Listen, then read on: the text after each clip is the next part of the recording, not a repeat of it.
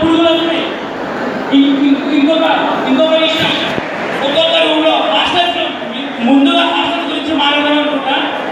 Hostels అయితే మనం తెలంగాణ కట్టేసినట్టు 20 మందిని 30 మందిని 40 మందిని ఎట్లా కట్టేస్తామో ఒక తొట్టిలో ఆ మాత్రం పిల్లలు చదువుతున్నారు.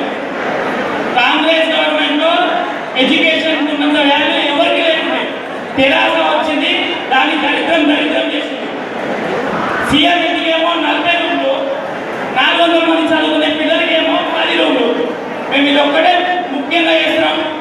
హాస్టల్స్ వాళ్ళకి మీరు చేస్తారో చేయరో, చేయలేదనుకో హాస్టల్ పిల్లల్ని అందరినీ తీసుకొచ్చి నీ క్యాంప్ ఆఫీస్ ముట్టడి చేస్తాం. ఈ 40 రూమ్లు కబ్జా చేసుకుంటాం. కబ్జా చేసుకొని ఆనే ఉంటామని చెప్పి పిల్లలందరినీ ఎప్పుడు రాలేదు కట్టావో, నువ్వు ఎప్పుడో హాస్టల్ కట్టావో అప్పుడు దాకా కూడా కోట్ల మీద కూర్చుంటాం. ఇదైతే అక్కడితో दिनेश का बहुत बढ़िया है।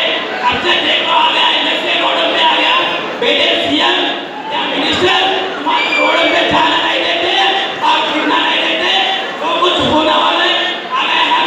और लगी समाज ये समीक्षा पे करके तो